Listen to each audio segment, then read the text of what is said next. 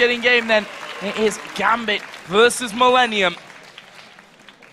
And a big game for both of these teams. The fact that Millennium sat at 1-0, Gambit have the same amount of wins on paper as well. Of course, they did lose one game yesterday against Fnatic. So this is an opportunity to kind of claw that ranking position back and try and catch up to Fnatic, who right now, they're running away with things at the top after 2 days. Yeah, and you can see why they're running away with it. I think every aspect of the game is absolutely phenomenal right now. Gambit, in this composition, have the ability to also get a very quick lead that they can then snowball very heavily. Riven, Jinx, and Lee Sin can scale very, very quickly in the early stages of the game, and they've got a great power spike, you know, in the sort of 12 to 20 minute mark. If they can start roaming, getting some towers down, because of all the mobility, it allows them to pick up kills and objectives with great ease. Now, what's going to happen here at level 1? It was Fnatic actually that were trying a little bit funkiness in that level 1 earlier on. However, Gambit have done it as well in that first opening game of the season against Fnatic, where they ended up, well, dying at level 1. They're not going to want to do that one again. Looks like Jerry has actually got a bit of a problem right now. Apparently he can't use his Q spell, which Edward replies, spoiler, you got Q. Well, we'll see how this works out. The admins are, of course, looking into this one, trying to see if there are problems. The one thing that I am interested to see is how well Gambit play now today, fresh on the first game. Gambit as a team have traditionally not started very quickly. You know, they tend to fall a little bit behind in the early stages of tournaments and in games, and they pick it back up as the tournament goes forward. Yesterday, similar situation. They lost to Fnatic quite badly. And when we interviewed Alex after the victory against Copenhagen Wolves, he broke down, you know, we said, how did you lose? 2.5 minutes later, he broke down every single individual thing. This went wrong, that we didn't do this, we didn't do that. So as a team, they've definitely gone backstage, talked about it, broken it down, and analyzed what not to do for future matches. Just a quick update. It's actually Kevin who couldn't use his Q. Obviously, he's playing Dr. Mundo. Might be crucial to be able to throw your Q out as Dr. Mundo. He's just had a bit of a restart, so he will be back in the game here just shortly, hopefully. That was just a little bit of an issue, not actually his Q key or something on his keyboard that's not working anymore. The one thing I do want to talk about these compositions is that I prefer Gambit's champions for skirmishes. I think they'll do much better in 2v2s, 3v3s if they go for a split push game, if they roaming around the map. The moment we get into bigger 5v5s, I think that Millennium's composition has got a clearer engage, has got better disengage. I think they do all of the factors that can help you win team fights, in, out, run away, damage, slightly better. Because for Gambit, it's all down to Riven, Warwick, and Lee Sin, you know, wreaking havoc with Jinx from the backline. His Warwick games, actually, just to statistically talk about them, ones against the Wolves yesterday, 4-1-10, he ended up with that one. You know, was in the later game used to lock people down most of the time and to chase, of course, at the end. Against XDG at Battle of the Atlantic, 4-3-10, he ended up with that one. So same amount of kills, same amount of assists over both of those games. We'll see how he goes up here against Mr. Reliable Kevin on Mundo. Yeah, well, we'll see how that matchup plays out. As we said, interesting is the phrase we're going to go with for this matchup. Whether or not that turns out to be true will be determined, as we do see Edward and Jerry just showing a little bit of force, saying we've got our trinkets as well, getting some vision. No invades from either of these teams, and once again, we are going to see those straight head-to-head matchups. Our solo laners up top, and our duo laners down bottom. Yeah, I've seen most of this one. Important for the duo laners to be roughly at the same time there to this bottom lane, just to make sure they don't lose out on that race to level 2, which, you know, with someone like Leona can be very important for you. Yeah, that is definitely the case, especially once they race to get those skills available. The all-in potential in the lower levels is determined by whoever pulls the trigger first and lands that CC. Ironically, as we're talking about bottom lane, it's actually Kerp and Alex that trade some damage back and forth at level 1. Gragas can actually do pretty well once he starts to get that attack damage buff of his Drunken Rage, so got to be a little bit wary of that. Yeah, we'll see if Alex decides to go aggressive once he starts to level up here a little bit. Kerp keeping his distance right now, and there is Alex going in once again. And then goes back off, and there he has hit level 2. Coop getting it exactly the same time, though, so I'm guessing his point's gone into the body slam there, too, so he can keep himself safe. He actually drank, his W, yeah. Yeah, actually drank from the Drunken Rage, and at level 1, it's plus 30 bonus attack damage, so as long as Coop reads the situation well, he can actually come out ahead in trades. His passive as well will also allow him to regenerate some HP, so he should actually get a little bit of authority in that lane, unless he gives up a kill. If he gives up a kill and Alex is able to continually win fights over and over, then Kerp is not going to be able to pull himself back in. So the very first kill between these two is incredibly important to determine the tempo of the rest of the lane. You see that Alex is ahead by a decent margin here in terms of CS. Actually going to go in here on towards Kerp, and that's a lot of damage. Half of Kerp's health bar disappears. And that's exactly what Alex is going to keep trying to do. Whenever you play Riven, you have to continually get in your face. And yesterday, Alex was doing that with LeBlanc against Pekez Oriana. He kept control of the lane. He had superior farm. Right now, the two junglers of our featured matchup, they're running toe-to-toe. It's a level 3 diamond, and he'll take the big wolf. Takes the big wolf and actually landing the Q here on towards Aranea. This could force a flash out of Aranea, you know, and, well, as I say, Aranea flashes away. Diamond says, not bothered about chasing from that one. I'll take what's in your jungle, and I'm happy you've got no flash for the future. If that had been a second or two later, Diamond could have followed up with a Sonic Wave. There was 3 seconds on the clock before it went in, so almost kill potential there, and Alex has caught Kerp. Yeah, going straight in onto him with this one. Going to get the knock up and almost dodging the barrel, almost not being really fully there, but he's doing a great job here. 24 to 13 CS, and we can see that Diamond hanging off to the side. Kerp should have a little bit of an inkling that he's around there somewhere after Aranea was forced to flash earlier on. In the end, they don't see an opening, and Kerp will be safe for now. With Kerp being so low on mana right now, Alex is in no threat of taking additional barrel poke, and he can just carry on diving onto Kerp as long as he's in front of the tower. Yeah, going straight on into him. Actually, again goes in. This take a turret hit this time around, but Kerp, again, not really even able to farm things up, and Alex has doubled the CS of his opposite number. This bottom lane been fairly quiet up until now. Yeah, at this point in time, Alex is just in complete control of mid because of the way he's played this early game. The bottom lane, 5 CS difference. I mean, they're not going in for each other. Level 3 Leona versus level 3 Thresh.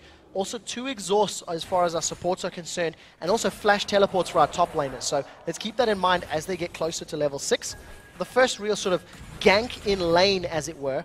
Aranea is trying to sneak into the bottom lane, but a ward in that bush will reveal him, so no real attempt coming from that one. I think, with the exception of mid lane, fairly slow farming start between Millennium and Gambit. Which is, I think, what we expected from this one, to be honest. Millennium yesterday ramped up slowly, I think it's fair to say, against SK. They had a big lead, but look at this. Diamond has come around the back, and Kevin, as Mundo, not got his ultimate just yet. That's a good briefcase thrown in there, and Diamond actually taking quite a lot of damage there, and he might have to just back off. Yep, they've not got the damage at this point to finish off a Mundo. Yeah, it did need to get away just a little bit there.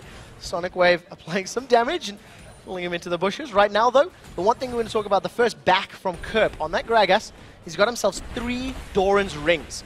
So, feeling the pinch, feeling the pressure of Alex in that mid lane, he wants the additional HP, ability power, and mana regen to try and throw out more barrels and make up that CS difference. He was about 15 or 20 down. That is still sitting in about the same case. And we'll have to see if Alex can maintain that lane dominance with his Vamp Scepter and pickaxe that he's longsword he's picked up.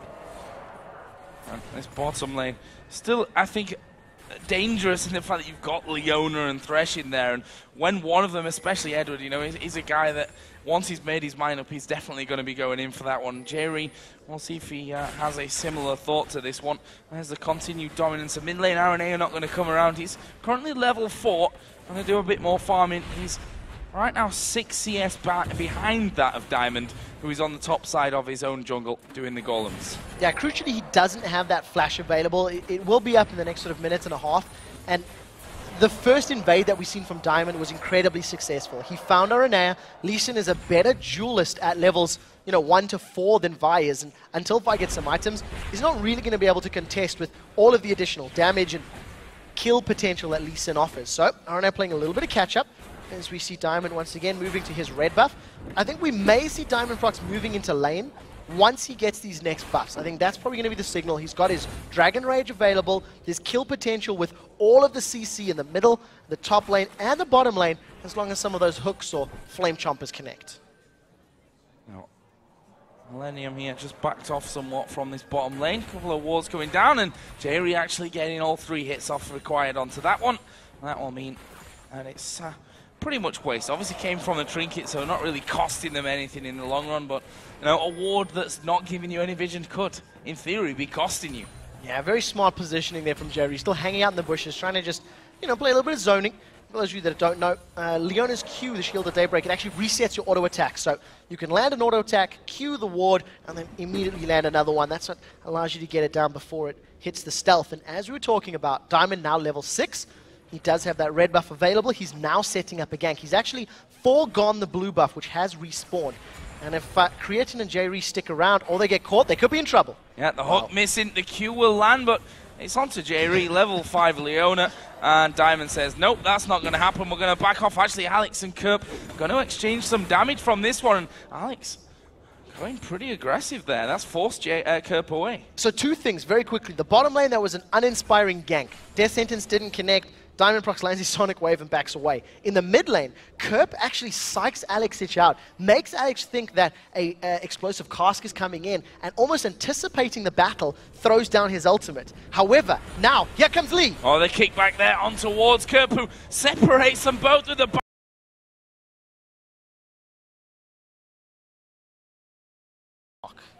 There's level 6 RNA just throwing off a ward into the Dragon Pit. And we're almost at 10 minutes here. It's usually the kind of time where Gambit are already thinking about going towards Dragon, but also you might argue a time where Gambit have maybe already got something on the board to allow those Dragon plays to come in. And right now it's pretty damn even across the board. Yeah, I think because we've got the straight head-to-head matchups of the 2v2s, 1v1s, etc., it slows down your landing phase. It extends it quite naturally because you're trading. You can see Millennium's tower has barely been touched, as is a very similar situation for the Gambit squad. And until a clear victory has been won with a kill or with immense vision control, I don't think we're going to see that Dragon being started. The first real aggressive play on the map is coming from Millennium, as they want to make a play for red buff. It has already been taken. It was a little while ago, and we do see RNA catching Diamond out. Yeah, going on to him, and actually they're going to throw Assault and Battery his way, but have they got the follow-up onto it? No, they haven't. Did use his kick there in that one, so that's, you know, an ultimate for an ultimate. The junglers both losing out on that front. Yeah, nicely done there by Diamond, just to get away. Very cheeky from Kerp, actually steals the Wraith. And I think had Diamond been a little bit slower on that Dragon's Rage kick backwards, Kerp could have potentially gone in range. He had no flash available thanks to the gank, so there was no flash cask that could come down. Diamond, once again, playing a little bit safe, or rather getting out quite cleanly, so well played to him there. Millennium right now, I think, keeping up. CS numbers even across the board, and considering how much pressure Kerp was feeling very early on, I think he's done very well for that Gragas. Farm down on this bottom lane. Actually, 5 different. That's been how it's been for the entire game almost at this stage. Now we do have 2 parts of the Trinity Force for Creatine. And Genja actually with that BF sword, a second Doran's Blade and the long sword from a little earlier on as well. The supports also going a similar route. I don't think either of these dual lanes really want to have a big fight, because we haven't seen Jerry going in for any engagements. Now that he's got Solar Flare and RNA moving up, this may be the go signal. And even Edward's, you know, death sentences, they've been a little bit lackluster here. We do see Diamond Prox has stood right on top of a ward there, so Millennium will be aware of his positioning. And if RNA comes in, he doesn't have that Assault and Battery, so they need to draw out this bait a little bit longer before RNA's got that guaranteed lockdown. Maybe once Diamond is gone, this is the signal now to go, and they've done it! Yeah, they have Diamond out of that one. There's the ultimate coming out of Leona, and True Shot Barrage comes across as well. In the end, they're not able to pick up a kill, but Creatine going aggressive. The Zap will slow him down. They've landed the hook as well, but Gambit can't follow through, and Millennium bully them out. If Edward sticks around, Assault and Battery's available. RNA may throw himself in. Yeah, they've thrown the box down there. There is RNA going down. He's taken a lot of damage and actually gets away from the turret, but look at this. Warwick's coming around the back. They're all low. This could be disaster. This could be disaster for Millennium. Darian going to ulti in towards Aranea. Creatine going low. Have they got the damage to finish him off? One or two more hits will do it. Uses a barrier. It's a kill for Diamond. There is Kevin now in the bottom lane. And Gambit walk off. That's 3 for 1.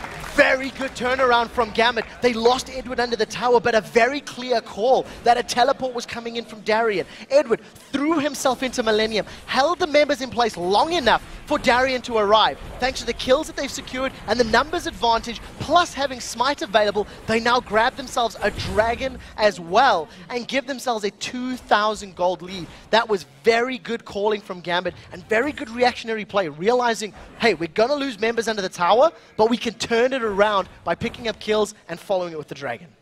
Let's have a look down some of the items now. We've got, I say, a bit of a breather. That was the only real action that we have seen so far. If we look up towards the top lane, Darian in there with the Chalice. Just finished off his Wit's End as well after picking that last kill up. We also have the BF sword added into the Vamp Scepter for Riven in the middle. And we can see that Gragas, Kerp, pretty standard start against someone like Riven, picking up the Seeker's Arm Guard for the start of it. Yeah, because he's gone for the triple Dorans, it's actually also slowed him down from progressing further in his build. Currently sitting on just shy of 1,600 gold, so needs to get a good couple hundred more up before he can finish off the likes of that Zhonya's Hourglass. But when you're facing all of the physical damage that Riven's putting out, you can't afford to go for MR or a similar build. We actually seen Kautar doing that on Zyra yesterday. It didn't work out for him. You know, focusing on that Athene's and Holy Grail against the Kha'Zix. So smart decision making from Kerpen. It's keeping him alive. He's still only 10 CS down. Well, if we look at the gold total here over the game, 2,000 is what Gambit lead with. Obviously, all things considered, that 3 to 1 kill scoreline, the Dragon straight after that as well. We can see the individual scores there from the lanes, and between most of them, there's not that much of a difference. It's just in the jungle, really. Yeah, and that's, of course, because of the fact that Diamond's got himself that kill in there. He's also managed to be involved with the Dragon pickup, so a little bit more global gold on his side of the map. They've caught Edward at great Zenith. Great, indeed. The box goes down, and that stops J-Ree from pushing any further through. The Chompers came in as well. We did see Kerp starting to roam down that bottom side, but in the end, not really able to lock them up. You have to give credit to Edward as well for the flare that stopped J-Ree coming in. Yeah, immediately just pulled him backwards and prevented that. The solar flare was a tiny bit off, but I think good reactionary play. Now, with Diamond Procs moving towards the river, if a death sentence connects, they may want to be going in for a fight. And as I start saying that, I'm a little unsure about where he wants to move. You see the death sentence does catch out Creatine. There comes Genja. That was a brilliant hook coming in, but Creatine able to walk away. There's the Chompers onto J-Ree, which means he takes a lot of damage. Genja has the Lantern there for safety, but he's happy to do the damage. There's a super mega death rocket, and Creatine survives with about 20 HP, I think, overall from that one. So very close for Genja. Very close indeed. As it stands right now, the hook goes out, doesn't connect Aranea, and Genja, you feel like they deserved that one. Connected every single shot, forcing the dual lane of Millennium backwards. Alex and Diamond are trying to roam. Sonic Wave has caught Aranea, and here comes Alex. Oh, Alex coming in there as well, but they couldn't quite get behind them. And get that kick on there. That's what Diamond was looking for. Throw one back into the team. Millennium have replied by coming over to this bottom side. I think Gambit might want to be heading away from this one. There's a barrel. It locks down two of them. Edward's a dead man. Kerp gets that. Assault and battery goes all the way through the wall. There's a solar flare as well. Genja's not getting out of this one. That will be Arenea's kill. And Millennium turn it around just like that. Very good turnaround, but that is a mistake from Gambit. They dove for the kills. Got me super excited that they were going to go for the fight, and Alex backed away. Unfortunately, the rest of the team did not respond as quickly. As such, they lose 2 kills. Alex has dealt a lot of damage on the mid lane tower, but has been unable to secure it. And the first tower of the game should, in fact, be falling as Millennium try to shove this one down. They're actually denying CS here from Gambit's dual lane. It will eventually fall victim. So a very good reactionary play to Gambit's overextension. You're allowed to get overexcited. I casted a replay yesterday, so you're allowed one of them per day, I've been told. Alex here just making sure that his turret doesn't take too much damage as Kurt just throws that wave back in his direction. So after that, we're all tied up on the kills. Obviously, Millennium have that turret advantage. Gold's, yeah, it's been brought back here to about 1,000 between them. We've got the Dragon coming up in less than 2 minutes. That's our next big fight point, surely. Now, yesterday, Millennium had great Dragon control against SK Gaming. In this matchup, they were unable to secure the first one because, of course, they lost the fight. And I think Gambit is still probably my favorite team when it comes to Dragon control in Europe. I think they put more emphasis on that objective than many of the other European teams. And we'll see how Millennium decide to challenge. There's a lot of wards down already for Gambit in and around that river that are starting to time out. So they'll need to refresh those as Dragon is getting closer to spawning. And that could be the next point of contention. 1 minute to go on that one. Jerry's got a pink ward inside of the Tribush, plus couple around that Dragon pit as well. So the duo's going to face off here once again. In terms of items, Cretan already got that Trinity Force in there, the Bloodthirster on the other side. There's a Bloodthirster for Alex along with the Brutalizer as well. I already talked about that Zhonya's Hourglass a little earlier for Kerb. In terms of the tanky top lanes, and we only really saw with that teleport coming down there, Sunfire Cape for Mundo, that Wit's End, the Chalice, and now a Giant's Belt added in actually for Darian on Warwick. Yeah, it's a similar build that he did yesterday, in fact, and like he ran at Battle of the Atlantic.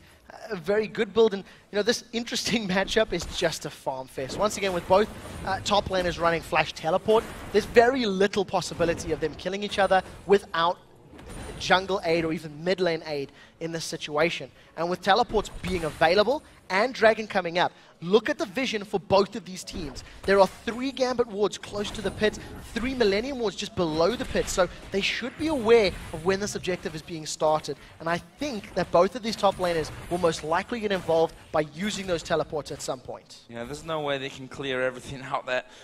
2 sweeping lenses to 1 actually. Millennium with 2 on their side. Both supports actually got it. It's Aranea that makes the difference on that front of things, and that will allow them to clear a little bit out. Pink ward's also down as well for both teams, although one is in the Tribush, one in the Death Brush on the top side of the Dragon Pit. And Alex Itch there just going in towards Aranea. He's like, nope, I'm getting away from that one. And as we said, Dragon not really either team having too much control of it, which means they're a little bit uneasy now. Yeah, very smart play by Aranea. The moment Alex showed his face, he backed away with Vault Breaker. He does not want to get caught out because there's a lot of burst that can come down from that Brutalizer plus Bloodthirster Riven. The wards are timing out and getting replaced by both of these teams, and Diamond has been hanging around the bottom half of the map. This is the 2nd or 3rd time he sort of moved towards the Dragon before now recalling. And it's just a matter of time before they make an attempt on it. As it stands, though, I think all the teams, all the players happy to keep farming. And the only one that's falling a little bit behind right now is, in fact, Kerb. He's not farming his Wraith Camp as effectively as Alex is farming his own Wraith Camp, and that's why there's a 30 CS difference between the two of them right now. Well, Millennium moving a couple of men down. Kerb, he walked over that pink ward. Should have seen it. Yep. Should be able to take it down. Not using attack move, and that's cost you that little situation. Gambit, I think, smart decision making here. Tower in the middle may go down. There's a teleport already coming in from Warwick. It may be too late for Dragon. Smite is available. Question is, who's going to get it? Oh, they've got time here, actually. Darian going straight into the middle of them. The Dragon is actually taken in the end by Gambit, but we can see how low they've got. Alex Itch finally joins at the front side, though. Arenea's surely going to fall here, and Warwick will surely be chasing straight through onto things, although he is a little bit low, so they need to be careful with this one. Briefcase not connecting, and only 1 death so far in this fight. That's on Edward's side. Gambit did get the Dragon, though. Yeah, very nicely done. The suppression was thrown onto Aranea. It's one of the only, I believe it's the only thing that can prevent you smiting under those circumstances. So Diamond Prox gets into range, manages to put a lot of damage down. I'm lying to you entirely. He didn't even do it. It's just a straight steal. Straight steal. I've just quickly rewound the battle, and Diamond Prox straight up beat Aranea. So well played there. That's thrown me off completely.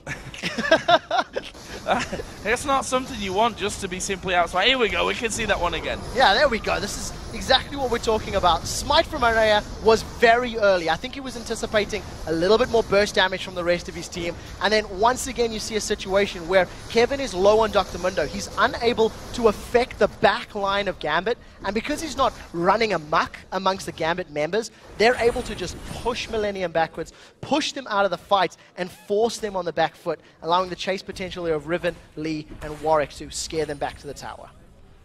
Well, back to farming, I think, is the plan for both of these teams right now. It's been pretty much the overlying plan for most of this game. 2,500 gold lead that Gambit have right now certainly will start to show for them. CS lead in the mid lane is quite big. They are going to go in here, but I'm not sure that Alex will fall to this one. There's a lot to throw it in there, a lot of CC. The barrel comes in. Alex knocked around all over the place, and it's hard to escape from that one. It's incredibly difficult. Fact of the matter is, that actually took a very long time. You know, they had to commit a lot of time, every single individual resource to that one, and it ended up costing them. Now, Aranea and Kerp still wanting to fight with Darien and Diamond. They got to be careful because neither of them have the ultimates available. So if they were to get CC'd, with the aid of Edward, it may have been enough to get the kills. And I think that's worrying for Millennium. I think if they have to commit that much time and that many resources to killing Alex, these next team fights could go very differently. Now, once again, Aranea is throwing himself at Darien. Oh, that's a great vault breaker coming in onto him, but actually Darien doesn't really care and just hungering strikes his way back. Yeah, going to use that passive, keeps healing up. Now he's going to fight. He is going to fight things. Kevin actually popping his ultimate, kind of walking in, walking out. What shall I do? I'm not quite so sure. And that's obviously going to regen him up greatly in this one. So he's not really in danger of going down. In fact, he'll probably just reset this into, well, that top lane match that we've been seeing all along. Yeah, look at those heals. The damage from Hungering Strike is percentage HP damage. It's 16% of the target's maximum HP. So if he's hitting Kevin, who's got a Sunfire Cape and a Giant's Belt, that is a massive amount of HP. It actually heals him for 80% of the damage dealt. And all of his auto attacks, every time he hits a minion or monster or champion, he's getting health back from those as well. So it's so difficult to push a Warwick out of lane. I want to see how it transitions now as this game goes forward, because the suppression is going to allow him to lock down Ezreal, who's one of the slipperiest AD carries. So as long as Alexich can follow the suppression dive, I think Creatine's going to be in trouble in these upcoming fights. Now Renea just came to the top lane to make sure that turret stayed safe. It's at half HP, and in the end, actually, Darien had decided not to push on straight through. He's almost sat on 1,000 gold here, is Darien as well, so might go and turn that into something in a little while. 1,700 gold for Genja to spend as well there on Jinx, and he's still behind in the CS, but that difference has not really got bigger. No, not at all. It stayed static, and of course, as long as you're not falling further and further behind, that's fine. I think Genja's Jinx, by no means as dominant as Reckless as Jinx right now, it can still scale and offer you more damage, especially with that ultimate. I've talked about execution so many times, and I really think it needs to be stated once again, because you're going to combo that splash damage plus execute with Rivets. And as soon as Diamond Prox and Darien jump onto somebody, those two can clean up and they can carry on chasing down. So that's where the cleanup crew has to be for Gambit. Only 2 towers have fallen at 25 minutes, and this is by far the slowest game, because I think even SK Millennium had more action and fights by this point in the matchup yesterday. Yeah, Millennium were a mile ahead at this point, 25 minutes. Unfortunately for us, or for them, for whoever, it took another 25 minutes for them to actually close the game out. But they say it themselves, they're not here to be really flashy. They just want to get the job done and get the points on the board. Well, at this point in time, they're behind, and that's not going to happen. So 3,000 gold behind Gambit, 1 tower down. Finally, Darien's sustain in lane allows him to push Kevin away. He's still sticking to that top lane, and you can see Aranea looking for a rinse and repeat kill on Alex. But Diamond was there to back him up. So if they want to commit all of that time and that resources, Diamond may be able to throw a spanner in the works and get rid of them, as it were. Dragon's going to be coming up in about 30 seconds' time. Teleport's once again available for our top laners. So within a minute or two of it spawning, I think that's going to be the next time they fight in Millennium. If they want to focus Dragon, they have to do it quicker, and they cannot afford to get it stolen away. I mean, Diamond had a very good steal last time, just straight up outsmiting Aranea. A couple of recalls coming in. Alexich going back and actually leaves just 5 seconds until Dragon comes up. If Millennium went now, if they reacted to this one right now, they would have the man advantage down there, but the pink ward right at the front from Gambit, and the ward's going in at the backside, not really making them feel all that confident with really turning the corner and trying to get involved in the action there. No, I think the fact that they've got vision of the pit and they realize that Gambit are not attempting it right now, they're going to play it a little safe. I think they've also got a very good steal potential. If Aranea were to throw himself over the wall, plus Gragas barrels, it's something you always have to consider, always. the burst of Smite plus Explosive Cask is very, very high. Right now, the fact that Kerp is miles away means Dragon's been started. RNA's going to try steal. Oh, he's going to go in for that one, but, well, Diamond, safe as ever on that Smite.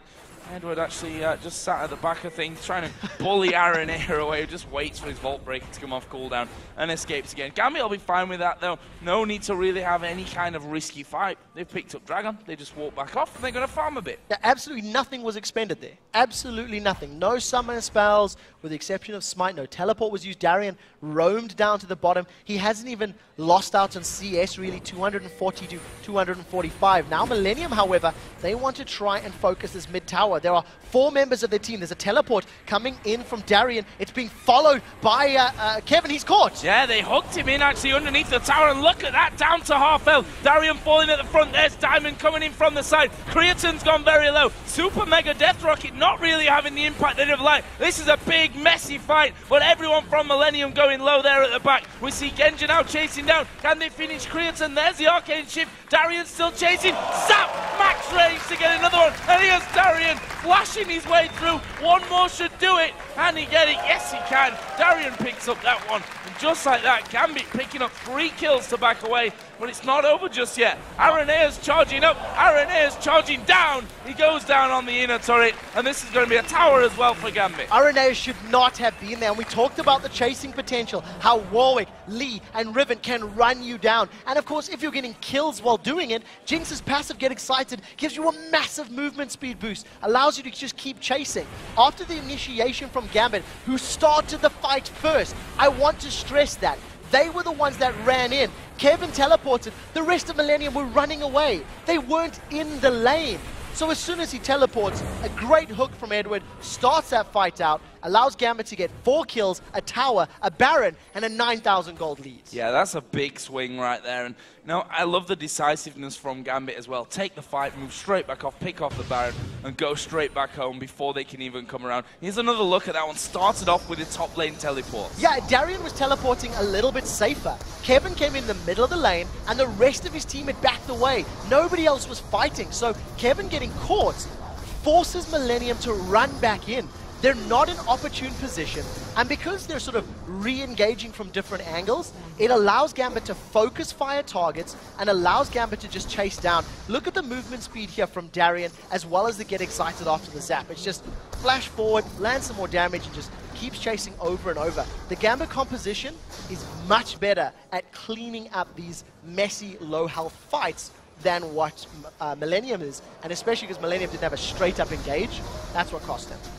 There's Aranea, the last stand, I think, on that turret where he was looking at juicy targets, really low HP, but in the grand scheme of things, just losing another kill for Millennium's total. And another thing that happened during that fight, Darian's Infinite Duress, his ultimate, was used onto Creatin. That's an important thing because it stopped him getting out of there, which was probably the biggest thing that led to his death. Yeah, and it's what we talked about very early on, how Ezreal is very difficult to deal with. Darian is now getting caught out. Can they kill him? Well, it wouldn't be a week of LCS action without Darian getting caught out. Whether they can finish off a kill against him is another matter here, because the rest of Gambit actually coming down and Darian just walking away. And he's actually going to ulti in on towards Aranea here. Is he going to be able to pick up the kill from it? There is the rest of the team. The hook lands onto Aranea. Darian, you have all the swag. And look at Diamond, he's come around the back. He's a little bit out in no man's land, but he'll get the kick into the hook. What a combo from Gambit. Box goes down. Now they're looking for even more as they focus Kerp. He's going to use Azonias. They surround him and hunt him down. It's Darian that picks up that kill. Darian didn't even use his Infinite Duress while trying to escape. He baited so well, just walking away, pulling both Aranea and Creatin after him. They needed to back off a little bit sooner. They lose 3 members. They're most likely going to lose that outer turret if the minions take it down, and the rest of Gambit are just focusing on this mid lane. They're making it very clear they want an inhibited turret first. There is another turret going down. We have Jinx in the top lane pushing that one through. I'm not sure what they're going to do to defend this inhib turret, to be honest with you. We do see a couple of guys starting to spawn in ever so slightly, but this inhibitor's going down. That is a lot of damage onto these towers. We saw in the last game from Reckless what Jinx can do to the towers as well. And it's not over. He's done that. It's not over just yet. It's going to be close. 4 towers. That's 5 towers and inhibitor. Now they want another fight. There we go, pushing straight in. Alex, it's right down the middle of them. Kevin trying to get away. It doesn't matter how tanky Mundo is. They've got enough damage to finish the thing off. And Alex almost getting involved in that one as well. This is a second inhibitor going down for Gambit. Gambit could push on for the win if they wanted to. It's a 5v4. Most of their ultimates are basically going to be available. The box is coming up, as is Infinite Duress. If Creatine sticks too close, Darien will most likely jump on his head. Baron buff is slowly wearing out, and my word, have Gambit made it effective. They can finish the game right now. They've got full HP here, Gambit, thanks to that regen, and they're actually going to go in on towards Kirk. There's a kill for Edward. Are they going to go for finishers here? Yes, they are. Aranea locked up. He goes to Genja at the back. He will be finished off, though, by Genja. The first Nexus turret is actually down. The second one's going to be made short work of, and Gambit head over towards the fountain. A dance by Darien will seal victory for Gambit as they go 2-1 here in the LCS. What an incredible finish. After the slow pace of that game and how even it was for just how long that game took, the moment that Darien was able to bait out Creatine and Aranea, they were able to just turn it on, the decisiveness to move across the map, let minions take bottom turret, they push middle, Genja push top. I mean, phenomenal play coming out of Gambit. So good, and again we were talking about this Warwick pick. Yesterday, the official said I'm still not 100% sold on it, but again, it produces a win for Gambit. 3-0-9 Darien ends there at the end.